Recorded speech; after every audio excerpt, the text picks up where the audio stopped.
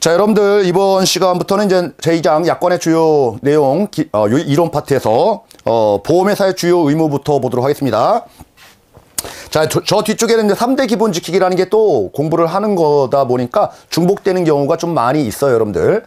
자, 일단 여러분들 보험회사의 주요 의무라고 하는 것들은 이제 3대 기본 지키기라고 합니다. 그 중에서 지금 3가지 중에서 우리 교재에서는 뭐 문구로는 있지만은 주로 설명하는 게 우리 상품을 판매하게 되면은 잘 모르잖아요. 그래서 상품의 내용을 다 담고 있는 게 약관이거든요.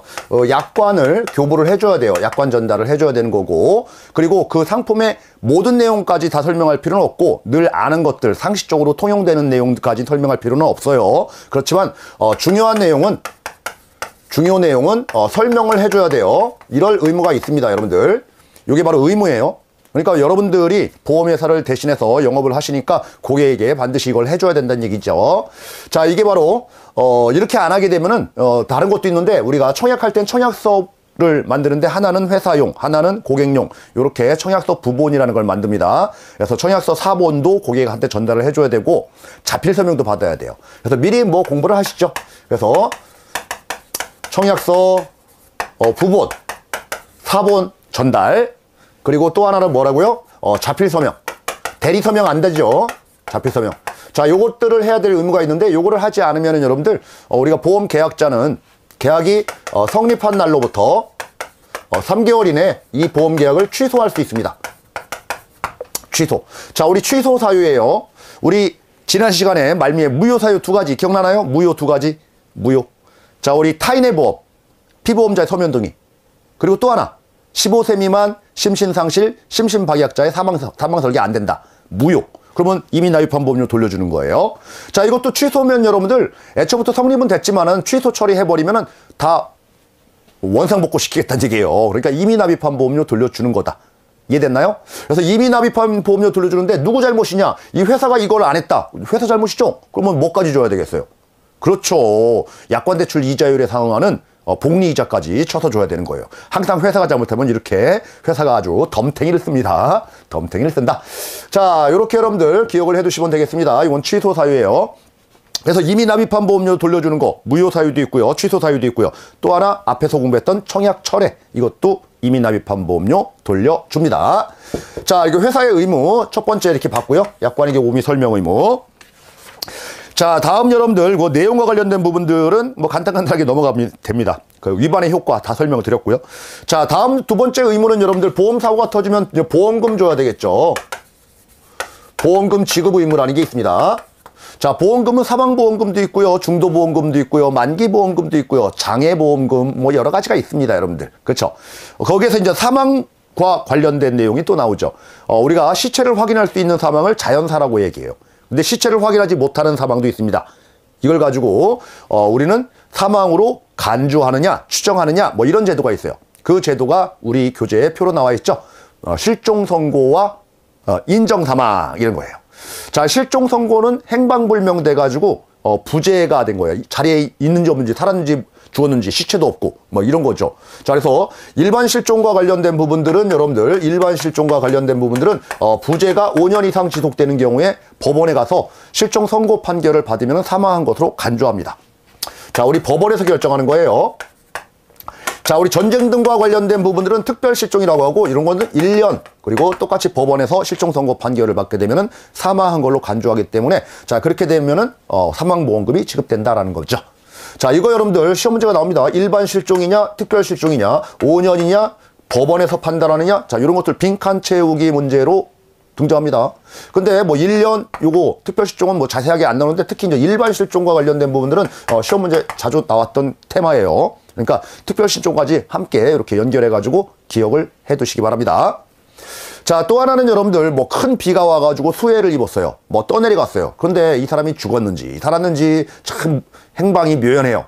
자, 이런 경우에는 여러분들 관공서에서 우리 가족관계 등록부라는 게 있죠. 거기에 사망한 걸로 이렇게 날짜를 기재해줘요. 그걸 가지고 우리는 인정사망 이렇게 얘기해요. 자, 다음 여러분들 장애가 걸렸을 때 장애보험금이 지급된다고 했죠. 사망이고요. 장애. 이 장애라고 하는 게 뭘까요? 치료는 다 했는데 더 이상의 치료는 의미가 없다. 이거죠. 영구적이다 라는 거예요. 영구적. 자, 우리 영구적이다라고 판명한다라고 하면은 이 영구적 판단은 영구적인 판단은 누가 할까요? 내가 할까요? 보험회사가 할까요? 고객이 할까요? 아니죠. 의학적인 판단입니다. 의학적인. 그리고 장애와 관련된 부분들은 여러분들 신체, 육체적인 장애뿐만 아니라 정신적인 장애까지도 다 포함하는 개념이다. 이렇게 보시면 되겠습니다. 자, 그래서 여러분들 어쨌든 간에 이제 보험금을 주는데 보험금 청구가 들어오면 여러분들 3일 이내에 주는 게 원칙이에요. 3일 이내. 그런데 만약에 조사가 필요하다라고 하면은 조사 지급권이다라고 해서 요건 10일 이내에 주도록 되어 있습니다. 그러니까 보험회사는 여러분들 보험금 청구 들어오면은 무슨 권한이 있어요? 조사권이 있는 겁니다. 조사권. 자, 그러면 고객은 여러분들 조사 나오면 어떻게 해야 돼요?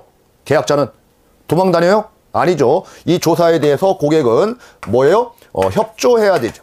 협조 의무도 있는 겁니다. 그래서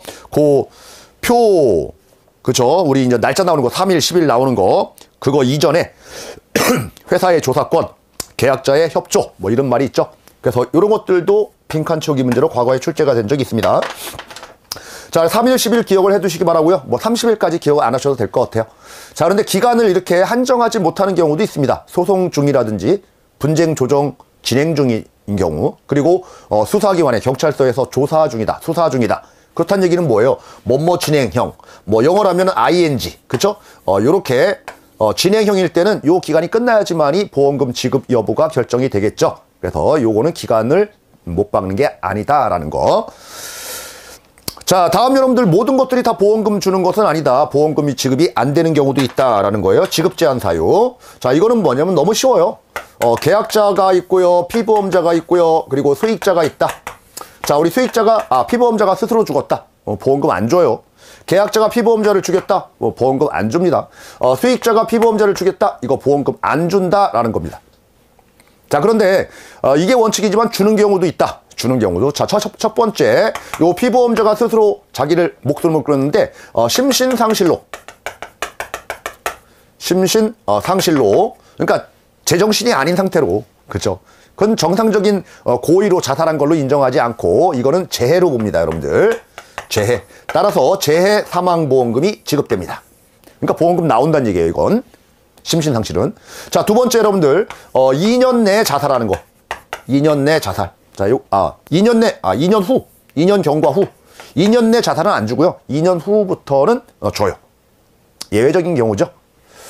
자, 그리고 또 하나 케이스는 세 번째 여러분들 수익자예요. 이 수익자가 우리 앞에서도 말씀드렸듯이 계약자, 피보험자, 수익자는 한 명이어도 되고 여러 명이도 된다고 했잖아요. 여러 명의 경우를 가정해보죠. 자, 수익자가 만약에 갑이라는 자가 있고 을이라는 자가 있다. 그럼 보험금을 갑은 30% 받기로 했고 을은 70% 받기로 했다. 자, 그래서 사망보험금이 여러분들 1억 원의 사망보험금이 나올 건데, 자, 피보험자가 죽었어요. 누구 때문에? 이 갑이 피보험자를 살해한 거예요. 갑이. 자, 그랬을 경우에는 여러분들 당연히 갑은 못 받죠. 그러면 을은 받느냐라는 거예요. 받는다라는 거죠. 70%에 해당되는 1억 원의 70%라고 하면은 7천만 원이 되겠죠. 7천만 원. 자, 요거 똑같은 여러분들 7천만 원, 요게 정답으로 시험 문제 출제된 적이 있습니다. 자, 요런 식으로 이해해 두시면은 뭐 충분하겠죠. 뭐 어려운 문제는 아니죠. 자, 요렇게 다 정리가 됐네요. 자, 다음 여러분들 지금 보험회사의 의무 지금 두 가지를 봤죠. 그렇죠? 3대 기본 지키기, 약관의 교부 및 설명 의무, 그리고 보험금 지급 의무를 봤습니다. 자, 다음으로 해야 될 게 이제 보험 계약자의 의무예요. 계약자 등의 의무. 계약자, 피보험자, 수익자 그런 자들을 얘기를 하겠죠, 여러분들. 그렇죠? 그러면은 시험 문제가 이렇게 나온다는 얘기죠. 다음 중 보험회사의 의무가 아닌 것은 1번 약관의 교부 및 설명 의무, 2번 보험금 지급 의무, 3번 이쪽에서 얘기할 거예요. 그러면 그거는 회사의 의무가 아닌 거죠. 그래서 큰 틀을 먼저 좀 잡을 필요가 있다는 얘기입니다. 자, 그럼 우리가 계약자 등의 주요 의무와 관련된 부분은 첫 번째 아주 중요합니다, 여러분들. 우리가 고지 의무라는 거죠. 계약 전에 알릴 의무가 있다라는 거죠. 계약 전에. 보험회사는 심사를 해야 되는데, 그죠? 모두 다 샅샅이 조사할 수는 없잖아요. 일단 서류상으로 어떤 중요한 내용들에 대해서 이 청약을 거절할지 승낙할지 제한할지 이런 것들에 아주 중대한 영향을 미치는 사항들은 고지하도록 되어 있는 겁니다. 고지 의무. 자, 우리 고지 의무 대상자는 누구냐 봤더니 여러분들 계약자와 그리고 피보험자예요. 수익자 아닙니다. 계약자와 피보험자. 만약에 고지 의무를 위반하게 되면은 보험회사는 뭐를 하는 거냐면은 이 보험 계약을 해지 처리하거나 보험금 안 줄 수도 있어요. 이걸 가지고 보장을 제한한다 이렇게 얘기합니다. 제한한다. 아셨죠? 그러면 해지되면 여러분들 지급되는 게 뭐냐면 해약 환급금이라는 거예요. 계약자한테 주는 거예요. 계약자한테. 우리 받는 거는 다 계약자가 받아요. 우리 보험금만 수익자가 받는 거고 나머지 뭐 약관대출, 중도인출, 해약 환급금 뭐 이런 것들은 다 계약자가 받는 겁니다. 계약자가 돈 내니까. 그죠? 이 보험이 계약자 거니까 그런 거예요. 자, 그런데 모든 위반 사유에 대해서 이렇게 하는 건 아닙니다, 여러분들. 어떤 위반이냐? 고의로 안 알린 거 또는 중대한 과실, 중과실이라고 합니다. 이렇게 위반하게 되면은 해지 또는 보장을 제한할 수 있다 이렇게 얘기를 하는 거예요. 경미한 과실은 해지 안 됩니다. 중대한 과실만 해지되는 겁니다. 이게 한 번 나온 적이 있어요. 한 번 나온 적이 있기 때문에 여러분들한테 말씀드리는데 그렇게 깊이 있게는 생각하지 마세요. 주로 나오는 게 여러분들 해지하고 보장 제한이다. 무효되는 거 아니다. 우리 무효 사유는 딱 두 가지. 지난 시간에 공부했던 거. 미성년자, 15세 미만자, 당실자, 박약자, 그리고 타인의 보험에서 피보험자의 서면 동의를 받지 아니한 경우. 뭐 이거밖에 없죠. 이건 무효가 아니고 해지 사유입니다. 자, 다음에 나오는데 이 회사가 여러분들 그러면 무한대로 해지할 수 있느냐? 그것도 아니에요. 그러면 해지하지 못하는 사유도 또 있어요. 해지하지 못하는 사유. 그 박스로 나와 있죠? 첫 번째 여러분들 이 보험 가입할 때 보험회사가 이미 다 알고 있었어요. 그러면서 승낙한 거예요. 그래놓고 또 해지한대요. 안 돼요. 그런 경우는. 그죠? 그리고 보험회사가 과실로 몰랐어요. 보험회사가 실수했어요. 그러면 해지 못해요. 또 하나는 그 다음에 이 사실을 안 날로부터 1개월이 지나면은 해지 못해요. 빨리 해지하라는 얘기예요. 그리고 보장 개시일로부터 2년이 경과한 이후에는 해지 못해요. 그리고 계약 체결한 날로부터 3년이 경과한 이후부터는 해지 못합니다. 그리고 보험 설계사가 고지 의무를 방해하거나 못하도록 이렇게 했을 경우에도 해지 못합니다. 다 뭐예요? 회사 측의 잘못이라는 얘기죠. 그리고 일정 기간 이내에만 해지해라 이런 뜻인 겁니다. 자, 그래서 시험 문제는 상당히 좀 어렵게도 나올 수가 있겠죠, 여러분들. 두 번째 요거 2년과 세 번째 요거 3년. 3년 이거 가지고 말장난 치면서 문제 내는 경우도 많이 있습니다. 예를 들어서 요 기간 이내다라고 하면은 해지할 수 있는 거고 요 기간 지났다라고 하면은 해지 못한다 그런 뜻인 거예요. 그러면은 요거 보죠. 2년짜리. 우리가 보장 개시일로부터 보험금 지급 사유가 발생하지 않고 1년이 경과했다. 그러면 해지할 수 있나요? 있죠. 자, 이거 3년짜리 한번 볼까요? 계약 체결한 날로부터 2년이 경과했다. 그러면 해지할 수 있나요? 있죠. 요렇게 나온다는 얘기예요. 요렇게. 그러니까 상당히 이거 좀 까다로워요. 학습하기가. 그래서 여러분들이 좀 어렵다 싶으면 넘기셔도 되는데 그래도 한번 뭐 맞춰보자 라고 하면은 요것도 한번 그죠? 가져가는 것도 나쁘지 않습니다. 자, 이게 바로 계약 전 알릴 의무, 고지 의무와 관련된 부분이다라는 거고요. 자, 다음 여러분들 우리가 이제 보험금 지급 의무는 있으면 반대는 뭐가 있을까요? 보험료 납입 의무가 있겠죠? 자, 이 부분 넘어갈게요. 자, 우리 세 번째 이거 보험료 납입을 해야 되는데 납입 연체를 했다라는 거죠.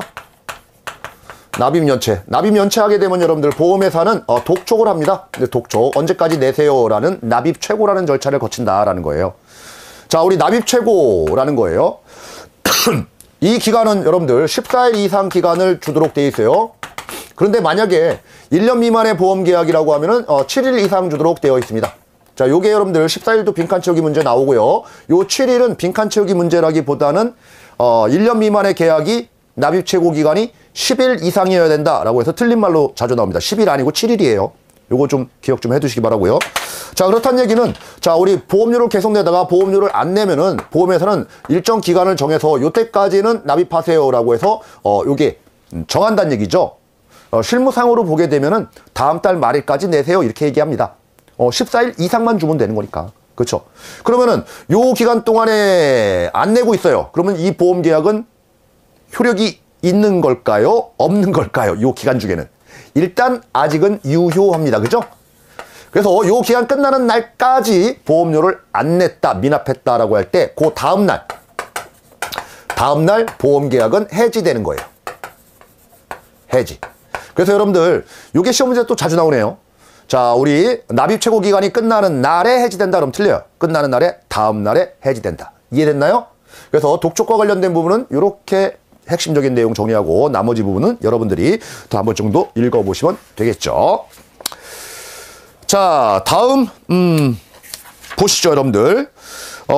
다번에 이제 보험료 자동대출 납입이라는 게 있어요. 이건 뭐냐면은 보험료 내기 어려우신 분이라고 하면은 내가 가지고 있는 그 보험 계좌에 해약 환급금, 내가 해지했을 때 받을 금액, 내 돈이 조금 있다라고 하면은 그 돈 가지고 원래 대출 받아서 써도 되는데, 그죠? 사생활에 쓰지 말고 보험료 쪽으로 자동으로 이렇게 빠져나가도록 이렇게 이체하는 기능도 있다. 그런데 여러분들 그 기간은 1년을 초과하지 못합니다. 1년 한도예요. 그래서 1년 한도 요 정도만 좀 체크해서 넘어가세요. 자, 다음 여러분들 통지 의무라는 게 있습니다. 통지 의무. 자, 우리 세 번째 중요한 거 보는 거예요. 통지 의무.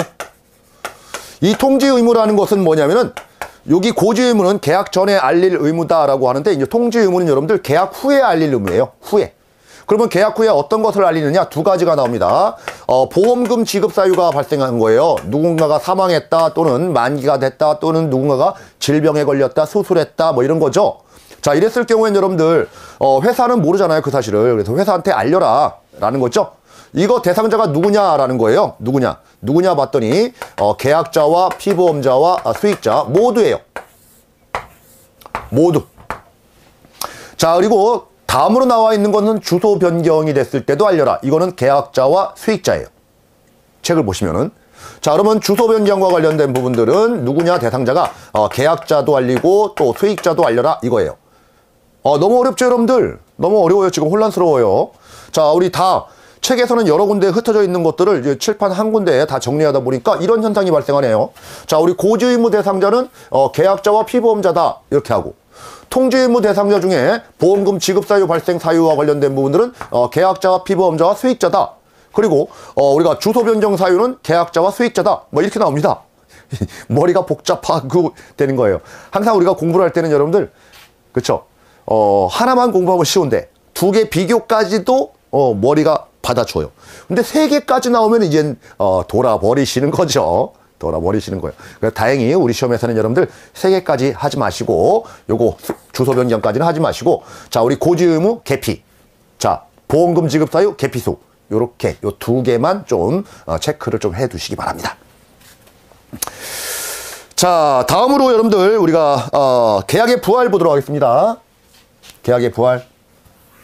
자, 부활이라고 하는 것은 요처럼 여러분들 지금 납입 연체돼 가지고 독촉했는데도 불구하고 보험료를 계속 미납해서 해지된 건에 대해서만 부활이 되는 거예요. 나머지는 부활 안 돼요. 뭐 잘못해 가지고 취소됐다, 무효인 보험이다, 뭐 이런 게 부활될 일은 만무하죠. 그래서 미납 연체돼서 미납 연체로 해지된 계약건에 대해서 부활을 인정한다라는 거죠. 그래서 미납해서 독촉을 받고 해지 처리됐다. 그 다음 날, 자, 해지된 날로부터 3년 이내에 부활을 할 수가 있다라는 거예요. 여기서 여러분들 해지 환급금을 수령을 해 가버리면은 모든 돈 관계가 정산된 거예요. 정리. 그러면은 부활 안 돼요. 그러니까 해지 환급금을, 해약 환급금을 안 받아갔다라는 전제하에서 해지된 날로부터 3년 이내에 부활이 가능하다는 얘기입니다. 아셨죠? 자, 그러면 여러분들 부활할 때는 새롭게 다시 죽은 목숨 살아나는 거니까, 그렇죠? 연장을 시켜주는 거죠, 연장. 그러니까 이때까지 미납된 보험료 다 내야 돼요. 그리고 여러분들 여기에서 이자까지도 생겼겠죠? 요 이자까지도 합산해서 납부를 해야 되는 겁니다. 그래서 미납보험료와 요 이자는 여러분들 보험사의 전체의 평균 공시 이율에 플러스 1% 더한 금액 범위 내에서 회사마다 다 달라요. 뭐 거기까지 자세하게 보실 필요는 없겠지만은 이런 개념이다라는 거예요. 자, 다음으로 여러분들 이 부활할 때는 어떤 절차가 필요하느냐? 부활 청약이라는 것을 합니다. 부활 좀 할게요. 자, 그럼 보험회사는 여러분들 뭐 하느냐? 알았어요. 무조건 승낙하는 게 아니에요. 거절할 수도 있어요. 심사를 합니다. 심사하고 승낙할지 거절할지를 결정해요. 이거 보니까 보험계약 성립하고 똑같네요. 그죠? 처음에 계약하는 거랑. 그래요, 맞아요. 부활도 처음 계약하는 거랑 똑같은 절차를 거칩니다. 똑같은 절차. 왜 그러냐면 요 3년 사이에 여러분들 혹시 피보험자가 무슨 문제가 있어가지고 다시 부활하러 오는 경우도 있잖아요. 그쵸? 우리 개모임을 하는데 개원이었다가 밖에 나간 거예요. 근데 무슨 사고 치고 전과하고 그러다가 3년도 안 돼서 다시 와가지고 우리 개원으로 또 들어온대요. 그럼 받아줄 거예요? 안 받아주잖아요. 똑같은 겁니다, 여러분들. 잘못된 선택을 하기 싫은 겁니다. 그걸 가지고 우리는 역선택이라고 얘기합니다. 선택, 제대로 된 선택을 해야 되는 거지 잘못된 선택을 하는 것들을 걸러내기 위해서는 반드시 여기 신계약처럼 이런 절차가 필요하다는 거죠. 역선택을 방지하는 차원이다. 자, 요 내용도 시험 문제 좀 자주 나옵니다, 여러분들. 부활의 이제 기본적인 개념 요 정도 보시면 되겠습니다. 자, 그런데 부활의 기본적인 개념보다 그 다음부터가 또 재밌는 게 있습니다. 우리가 강제 집행 등에 따라서 특별 부활이라는 게 있어요. 강제 집행. 자, 이거는 너무나 간단해요. 자, 우리 이제 계약자가 있고요. 우리가 피보험자가 있고 수익자가 있습니다. 자, 우리 이 보험 계약은 누구 거라고 했죠? 계약자. 계약자가 잘못하면은 여러분들 압류 들어온다라고 했죠? 세금 미납해서 압류 들어와요. 그럼 압류 들어오면 여러분들 세무서에서 이 보험 계약을 해지 처리합니다. 그러면 해약한 것금을 가지고 세금 충당해서 가져가는 거예요. 자, 이런 사실이 발생하면은 보험회사는 수익자한테 이 사실을 통보해 줍니다. 7일 이내. 자, 이런 사실이 있었습니다. 그래 놓고 어떤 얘기를 하냐면은 수익자, 당신이 계약자한테 찾아가서 원래 소유자한테 찾아가서 계약자의 동의를 얻고 이 계약자 명의를 본인 수익자 명의로 이렇게 바꿀 수도 있습니다. 해약된 해약환급금을 다시 납부만 한다라고 하면은 이런 기간은 15일 드릴게요. 15일 내에. 그러면 특별히 부활시켜 드릴게요. 이해됐나요? 이게 바로 특별부활이다라는 겁니다. 특별부활. 자, 우리 특별부활에서 우리 시험 문제에서는 이런 게 나와요. 요 7일, 15일. 자, 이해됐죠? 이해됐죠? 이게 바로 특별부활이라는 거예요. 자, 우리 다음 또 하나의 또 부활이 또 나옵니다. 교재에. 부당한 계약 전환에 따른 부활입니다. 부당한 계약 전환에 따른 부활. 자, 이거는 뭐냐면은 동일한 회사 내부의 문제예요. 회사 내에서 회사에 영업을 하시는 분들을 봤더니 우리 임직원이 있고요. 우리 보험 설계사분들도 있고요. 그리고 회사랑 가맹 맺은 대리점도 있습니다. 요 입장에서 회사 입장에서 보게 되면은 요런 자들이 이제 보험 모집 조직인데 내 자식이다 이렇게 생각하시면 돼요. 뒤쪽에서 보험 모집 조직, 여러분들 뭐 공부하신 분들도 있고 지금 이 강의를 가지고 정규 강의처럼 들으시는 분들도 계시고, 그렇죠? 뒤쪽에 나옵니다. 그리고 보험 중개사라는 조직이 있는데 이 조직은 독립 조직이에요. 외부 조직이 있다. 회사 입장에서 보게 되면은 남의 자식. 아셨나요? 그래서 여러분들 내 자식이 문제지 남의 자식은 관리 안 합니다. 내 자식이 우리 회사의 상품이 예전에 구종신보험이 있었어요. 옛날 상품이 고객이 가입한 게. 자, 이런 사람들이 내가 관리하는 고객이. 근데 새로운 종신보험이 나왔다라고 해서 고객한테 설명도 안 하고, 그쵸? 예전 계약을 해약 처리하고 새로운 계약을 가입시킨 거예요. 고객한테 불리할 수도 있는 거잖아요. 뭐 이익 된다라고 하면은 또는 고객이 동의한다라고 하면은 별 문제는 없습니다. 그건 부당한 건 아니에요. 근데 말 자체가 부당하다. 뭔가 문제가 있는 게 전환이었다. 이거죠. 그럴 경우에는 이 고객은 여러분들 6개월 이내에 새로운 예전 계약, 그죠? 이걸 부활시킨다라는 거예요. 6개월 이내에. 그리고 새로운 계약은 취소 처리해서 다 환급 받아야 되겠죠. 이렇게 할 수 있다라는 거예요. 그래서 시험 문제는 여러분들 요 6개월 그리고 대상자가 누구냐? 중개사는 아니다라는 거. 아니다. 자, 요게 바로 부당한 계약 전환에 따른 부활의 핵심 포인트가 됩니다, 여러분들. 우리 교재에서는 중개사에게는 적용되지 않는다. 그런 멘트는 없어요. 작년도 교재까지는 있었어요. 그죠? 그런데 그런 멘트 없어도 중개사 안 돼요. 왜요? 동일한 회사 내에서 뭐 이런 말은 계속 있습니다. 그 말이 이 말이에요. 자, 이런 내용들 정리해 두시면 되고요. 자, 이렇게 이제 부활까지 봤고요. 다음 여러분들 마번 계약 내용 변경 쪽을 가서 볼게요. 변경. 뭐 이번 시간에 우리 다 하자고요. 조금 시간이 걸리더라도 여러분들 좀 힘내시고. 자, 우리 계약 내용 변경과 관련된 부분들은 계약을 바꿀 수가 있다는 얘기예요. 아셨죠? 항상 여러분들 변경과 관련돼서는 대전제 조건은 보험회사의 승낙을 받아야 돼요. 승낙을 받고 뭐 계약 내용이 조금 바뀌었다라고 하면은 이제 보험증권의 뒷면에다가 이렇게 바뀐 내용 써주는 경우도 있고 새로운 보험증권을 교부해 주는 경우도 있고 여러 가지 방법을 씁니다. 아셨죠? 자, 그러면 여러분들 계약자 변경할 수 있을까? 가능해요. 피보험자 변경할 수 있을까? 이거는 안 돼요. 그렇죠. 당연한 거죠, 여러분들. 피보험자 우리 계약심사에서 피보험자의 상태를 가지고 가입시켰는데 상태 안 좋은 사람으로 바꾼다. 이건 말이 안 되는 겁니다. 그죠? 자, 수익자 변경 다 가능합니다. 그렇죠? 다 우리 보험회사의 승낙을 받고 이렇게 변경하면 돼요. 그런데 유일하게 보험 수익자 변경은 여러분들 보험회사의 승낙을 받아도 되지만 승낙을 안 받고 변경해도 괜찮아요. 괜찮아요. 자, 우리 수익자가 변경될 때는 여러분들 이 피보험자의 서면 동의는 있어야 돼요. 왜 그럴까요? 자, 남편, 부인, 자식이었어요. 그런 계약이에요. 남편이 보험 가입해서 부인이 사망하면 우리 자식이 보험금 타는 거 괜찮죠? 피보험자 서면 동의도 다 받았어요. 자, 그런데 이 수익자를 이 남편이 바람펴서 애인한테 애인으로 이름을 바꾼 거예요. 그러면 기분 얹지 않는 마당에 이 피보험자 부인 입장은 내가 사망하면은 쟤한테 가네? 이거죠. 그리고 용납하지 않을 거예요. 그죠? 그래서 이 피보험자의 서면 동의를 받아야 되는 겁니다, 여러분들.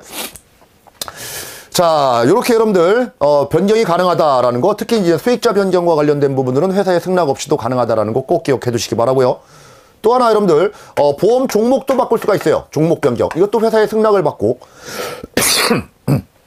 자, 우리 종신보험을 연금보험으로 바꿀 수가 있습니다. 자, 그런데 중요한 것은 여러분들 1년 이후부터예요.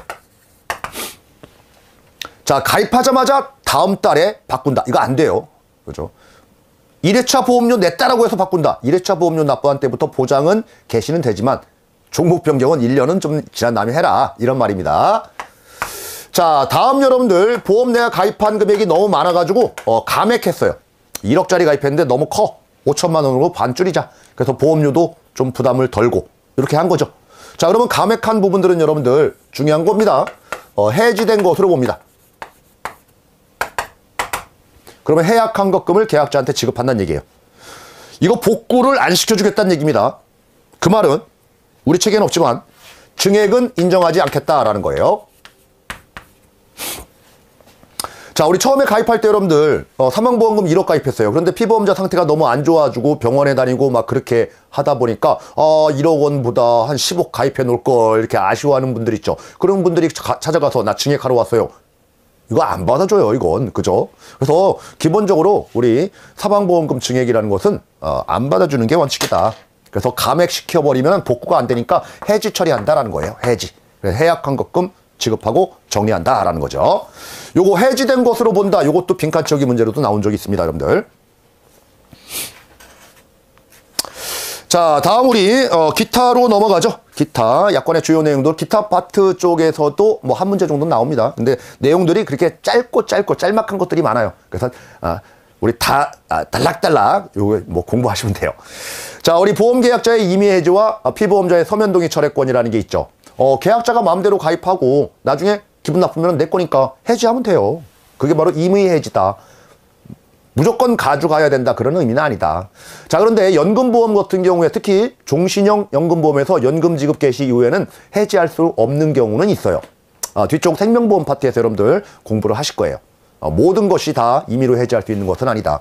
자, 또 하나는 여러분들 우리 타인의 보험에서 요 피보험자죠. 피보험자가 이제 서면 동의를 해야 되는데 둘이 이혼했다라고 하면 어떻게 될까요? 더더욱 여기 피보험자가 기분 나쁘죠. 이 보험이 있는 게 생명의 위협을 느끼죠. 그럴 경우에는 이 계약자가 해지를 안 하고 있다라고 하면은 이 피보험자가 서면 동의한 것을 철회하면 돼요. 그러면 해지한 거랑 똑같이 돼서 계약자한테 해약한 것금이 지급됩니다. 요거예요. 자, 다음 여러분들 소멸시효라는 거죠. 소멸시효는 권리를 주장할 수 있는 그 기간을 정한다. 그 기간이 지나면은 효력이 상실된다. 자, 우리 계약자하고 회사가 있습니다. 계약자, 피보험자, 수익자 쪽하고 회사 쪽. 그러면 계약자 쪽, 피보험자, 수익자 쪽에서 회사한테 얘기하는 것은 보험금 달라, 배당금 달라, 보험료 많이 냈으니까 다시 반환해달라, 이런 권리가 있어요. 그거는 소멸시효가 3년입니다. 3년. 자, 반대로 우리 저 회사 입장에서는요. 회사 입장에서는 계약자한테 돈 내라, 빨리 보험료 내라, 보험료 청구권. 그렇죠? 이건 회사가 얘기하는 거예요. 이거는 소멸시효가 2년입니다. 2년. 그래서 3년, 2년 요 두 개밖에 없으니까 요거 구분 정확하게 하시기 바랍니다. 나오면 맞춰야 돼요, 이런 것들은. 자, 다음 여러분들, 우리가 보험회사의 손해배상 책임이라는 게 있습니다. 보험회사의 손해배상 책임. 자, 우리 이렇게 생각해 보시죠. 집에 부모님이 계시고 자식들이 있어요. 자식이 밖에 나가서 사고 쳤네요. 자식이 성년이라고 하면은 자식도 책임을 져야 되겠지만은 미성년자인 경우, 그쵸? 누가 책임지나요? 부모님도 책임지잖아요. 그러면 그거랑 똑같이 회사라고 볼게요. 예, 회사 입장에서 보게 되면은 내 자식이 밖에 나가서 보험 모집을 하는데 고객한테 손해를 끼쳤네요. 내 자식이. 그렇죠? 그럴 경우에는 얘도 책임지지만 회사도 손해배상 책임이 있다 이 말이에요. 여기는 부모님, 여기는 자식. 그런데 중개사가 사고 쳤네요. 그러면 회사가 손해배상 책임이 있느냐? 없다라는 거죠. 왜요? 내 자식이 아니잖아요. 남의 자식이죠. 그죠? 그게 핵심이다라는 겁니다. 손해배상 책임. 자, 그렇게 정리하시면 됩니다. 자, 다음 나머지 것들 한 번 정도 읽어보시면 돼요. 자, 4번 보험금 받는 방법을 변경한다라는 거죠. 보험금 받는 방법은 뭐 두 가지밖에 없죠. 땡겨서 받는다? 아니면 밀어서 받는다? 이것 둘 중에 하나예요. 자, 내가 큰 돈을 지금 1억 원을 받을 게 있는데 일시에 1억 원을 받는 게 아니라 이건 나눠서 주세요 이거예요. 자, 그러면 뭐가 생길까요, 여러분들? 이자가 생기겠죠. 그러면 이자까지 더한 금액을 나중에 탄다. 이거예요. 자, 반대로, 자, 우리, 일정 금액을 이렇게 나눠서 받는 거였어요. 그런데 나는 당겨가지고 일시금으로 달라 이거예요. 목돈으로. 자, 그럴 경우엔 여러분들, 이자 상당액만큼 차감해서 주겠죠. 차감해서. 즉, 할인해서 지급하겠다라는 거예요. 자, 이때 적용되는 이율이 평균 공시이율을 쓰겠다. 평균 공시율이 중요한 게 아니라요, 여러분들. 더하느냐, 빼느냐, 이거예요. 자, 우리 일시금을 나눠서 줄 때는 할인해서 준다. 그럼 틀리죠? 더해서 준다. 이래야지 맞잖아요. 상식적으로. 그런 말장난 문제가 출제된 적이 있다는 얘기예요. 자, 우리 다음 여러분들 보험 나이 보도록 하겠습니다. 보험 나이. 보험 나이는 이제 반올림 기준이에요. 1년은 12달이죠. 12달의 반이 6개월이죠. 그래서 6개월 미만은 없는 걸로 하고 0세. 6개월이 넘으면 6개월보다 하루라도 더 넘어버리면 반올림 해버려요. 그러면 한 살이 된다 이거예요. 한 살. 1세로 본다. 자, 예를 들어서 여러분들 이 사람 나이가 만으로 34세 7개월이다. 자, 그러면은 우리 6개월보다 많죠? 이 사람 보험 나이는 35세가 된다라는 거예요. 자, 우리 가입하러 온 날짜를 보니까 여러분들 보험 계약일이에요. 계약일. 보험 계약일 현재 이 사람 나이를 보니까 계약일이 2024년도 예를 들어 보는 거죠. 5월 4일이다. 이렇게 계약을 하러 왔어요. 계약이 체결됐어요. 계약일이라고 하는 것은 여러분들 보장 개시를 의미해요. 일반적으로. 자, 이때 만 나이로 보니까 35세 이렇게 결정이 된 거예요. 이때 여러분들 우리 회사의 보험 상품 가입해서 새롭게 태어난 거예요. 탄생일입니다. 보험 가입하면서 탄생한 거예요. 35세로. 참 늙은 나이로 탄생을 한 거죠. 자, 언제 탄생했어요? 계약일에 탄생했어요. 보험 가입이 처음 이제 시작하는 거니까. 그렇죠? 그러면 이 사람이 여러분들 36세가 되는 시점은 언제일까요? 1년이 지나야죠. 1년. 그래서 1년 지난 2025년 5월 4일이 이 사람이 36세가 되는 시점입니다. 보험 나이 기준으로. 우리 만 나이 기준으로 그 다음부터 따지는 게 아니에요. 보험 나이로만 따지는 거니까. 아셨죠? 매년 1월 1일 날 나이가 증가한다. 틀린 말입니다. 매년 계약 해당일 그 날짜가 돼야지 나이가 증가합니다. 아셨죠? 자, 요렇게 우리가 보는 게 바로 보험 나이다라는 거고요. 자, 또 하나를 여러분 보겠습니다. 14세이면서 우리가 11개월짜리 어린이를 피보험자리에서 보험 가입하러 왔어요. 이 사람 보험 나이는 몇 살이에요? 6개월 넘으니까 한 살 치죠. 15세예요. 보험 나이는 15세. 아, 15세구나. 그러면 여러분들 앞에서 공부했던 거 15세 미만자는 사망보험 가입이 안 되니까 15세라고 하니까 사망보험 가입하면 되겠다. 될까요? 그런 케이스? 안 됩니다, 여러분들. 15세 미만자의 사망 설계 계산할 때는 보험 나이로 안 따지고 이 만 나이로만 따집니다. 그래서 사망 설계는 무효예요. 이런 경우. 요거 조심하시라는 얘기예요. 자, 다음 여러분들 우리가 보험계약 대출 보도록 하겠습니다. 보험계약 대출은 앞에서 보험료 자동대출 제도처럼 해약 환급금 범위 내에서 대출을 할 수가 있는데 일단 내 금액이 지금 있단 얘기잖아요. 금액이 적립된 금액이. 그 말은 뭐예요? 저축보험료가 일정 부분 쌓여져 있기 때문에 내가 그 금액 중에서 해약환급금 범위 내에서 대출이 가능하다는 얘기예요. 그 말은 보험 상품들이 여러 종류가 있잖아요. 보장성 보험부터 저축성 보험 뭐 많죠. 어떤 보험은 여러분들 다 소멸되고 남는 게 없는 보험이 있거든요. 이런 보험은 쌓인 금액이 없다는 얘기죠. 그래서 보험 상품마다 약관 대출이 되는 상품이 있고 안 되는 상품이 있다. 종목별로 다르다라는 거 체크해 주시기 바라고요. 특히 저축성 보험에서 약관 대출이 진행되는 거다라는 거 체크를 좀 해두시기 바랍니다. 자, 그리고 여러분들 약관 대출이 진행되게 되면은 나중에 만약에 사고가 터져가지고 보험금을 준다 또는 해약해서 해약 환급금을 지급한다라고 할 때 보험금 줄 때 요 대출받은 금액이 있다라고 하면은 대출받은 금액을 차감하고 줍니다. 정리가 끝나야 되니까. 뭐 당연하겠죠, 여러분들. 그런 개념. 그러니까 결국 나중에 보험 수익자 입장에서 보게 되면은 보험금을 대출받은 사실이 모르고 있다라고 하면은 보험금이 1억 나와야 되는데 왜 9천만 원밖에 안 나와? 이렇게 의심할 수도 있잖아요. 그래서 약관 대출이 진행되게 되면은 보험회사는 수익자한테 대출이 진행되고 있습니다라고 해서 알려주도록 되어 있습니다. 자, 그 정도 보시면 돼요. 약관의 해석 너무 쉽죠? 공정하게 해석해야 되고요. 고객마다 다르게 해석하면 안 돼요. 똑같이 해석해야 돼요. 아셨죠? 그 약관을 쓴 자는 누구예요? 회사죠. 만든 자. 그죠? 작성자는 회사란 얘기예요. 그러면 약관의 뜻이 애매모호하다. 이렇게 볼 수도 있고 저렇게 볼 수도 있다. 논란이 된다. 라고 하면 여러분들 회사한테 유리하게 해석해야 될까요? 고객한테 유리하게 해석해야 될까요? 고객한테 유리하게 해석하는 겁니다.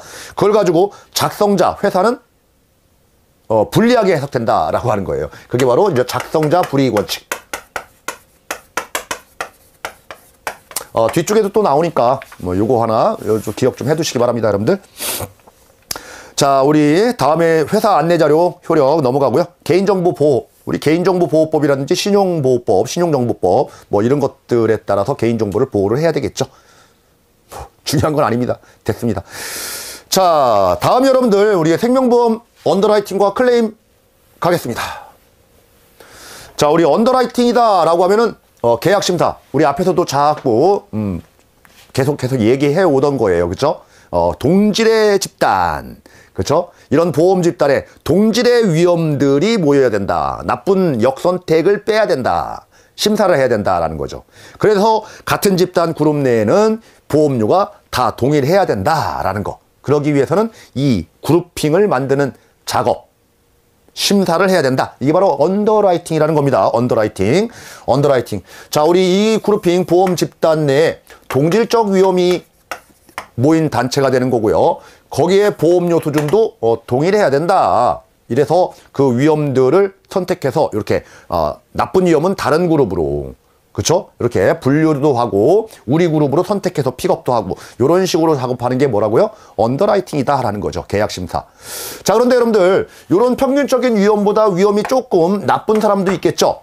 나쁜 사람. 이 사람 받아줄까 말까 고민되는 사람들. 자, 그런 사람들은 여러분들 너무 나쁜 사람들은 거절이에요. 근데 애매한 사람들. 자, 우리 평균적인 우리 신체 등급을 표준체라고 얘기합니다. 표준체, 표준이 되는 체보다 위험이 더 있다는 더 높다. 그런데 많이 높지는 않다. 그러면 표준보다는 약간 미달된 체급이다 라고 해서 표준 미달체 이렇게 얘기를 하죠. 자, 우리 표준 미달체가 이 보험 가입할 수 있는 방법도 있어요, 여러분들. 자, 정상적인 동일한 보험료보다는 보험료를 조금 더 높게 더 내고 들어갈게요. 똑같은 보험료를 낸다라고 하면은 보장받는 금액을 줄여서 보험금 삭감 이런 식으로 조건부 인수도 가능합니다. 여러분들 조건부. 그러니까 언더라이팅과 관련된 최종적인 그런 궁극적인 목적은 이 그룹을 세팅하는 게 목적이기도 하고 자세한 내막을 보니까 보험료라든지 보험금, 보장금액 뭐 이런 것들을 최종적으로 이제 세팅 결정하는 과정이 언더라이팅이라고 하는 거죠. 계약심사. 자, 의미 이해하시면 됩니다. 자, 다음은 여러분들 언더라이팅의 필요성 다 설명드렸어요. 자, 그죠? 위험관리예요. 사업비 관리가 아니고 위험관리하는 거고 물 관리한다는 얘기죠. 역선택 방지하는 거고요. 그래야지만이 잘못된 사람이 들어오지 않아야지만이 이 물이 맑죠. 흐려지지 않죠. 물 관리예요. 그래서 선량한 계약자를 보호한다. 뭐 이런 취지에서 언더라이팅은 필요하다라는 거고요. 자, 이걸 전문적으로 하는 자가 언더라이터래요. 회사 내부에 계약 심사 담당자가 있습니다. 근데 언더라이터 보니까 여러분들 우리 교재 보니까 자격시험 얘기를 합니다. 그렇죠? CKLU, AKLU, FKLU 뭐 이런 얘기를 합니다. 외우지 마세요. 자, 우리 생명보험협회에서 전문 자격증 시험이 있다. 언더라이터라는 자격 제도가 있다. 아셨죠? 그 정도만 보시면 돼요. 자, 다음은 언더라이팅 업무 수칙 넘어가도록 하고요. 자, 언더라이팅 단계 보죠. 단계. 자, 우리 1차 1단계는 여러분들이 하는 거예요. 우리 설계사분들이, 모집 종사자분들이, 고객을 처음 만나시는 분들이니까 여러분들이 언더라이팅하고 뭔가 좀 미심쩍다라고 하면은 우리 보고를 해야 돼요, 회사에. 그죠? 1차 아주 중요한 역할을 하시는 거예요. 자, 우리 2차는 뭐냐면은 여러분들, 만약에 진단 계약이라면, 무진단 계약은 2차 없고요. 진단 계약이라고 하면은 의적 진단을 받아야 돼요. 진단. 그러니까 모든 계약이 진단 절차가 있다. 그럼 틀려요. 무진단도 있으니까. 자, 우리 진단받는 방법은 병원에 가서 우리가 진료를 받아서 할 수도 있고요. 아니면 그 집으로 방문합니다. 한 요원이. 그래서 혈압도 재고 다 합니다. 이렇게 해서 진단할 수도 있는 거고요. 자, 우리 직장 다니시는 분들은 1년 또는 2년에 한 번씩 건강검진 받죠? 서류가 있을 거예요. 이 서류로 진단을 대체할 수도 있습니다. 그래서 서류 진단도 가능하다라는 거. 자, 이런 모집 보고서 1차, 그리고 진단, 자료, 이런 모든 정보들을 토대로 회사에 보고되면 이제 3차에 언더라이터가 최종적으로 보험 가입을 인수할 건지 아니면 거절할 건지 이렇게 조건부 인수할 건지 결정을 하더라. 자, 이걸로 끝나는 게 아니다라는 거예요. 4차까지 간다라는 거죠. 4차. 4차는 뭐냐면은 뭐 전부터 우리 이후에까지 쭉 본다는 얘기죠. 아무리 언더라이팅을 해도 여러분들 속이고 작정하고 들어온 사람은 못 막아요. 그쵸? 그런 것들을 계속 모니터링하고 조사하는 그런 절차가 계속 이어진다라는 거죠. 이게 바로 계약 적부 확인이라는 절차예요.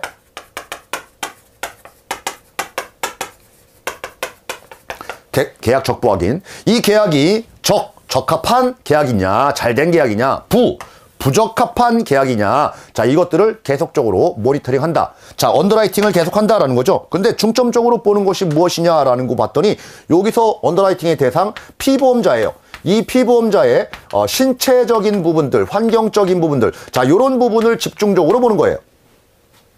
집중적으로 보는 거예요. 시험 문제에서 여러분들 계약 적부 확인은 피보험자의 재정적인 수준을 집중적으로 본다. 그럼 틀려요. 재정이 아니고 신체 보는 겁니다. 자, 이렇게 언더라이팅 절차와 관련된 부분도 알아봤네요. 제일 중요한 거, 여러분들은 1차다라는 거.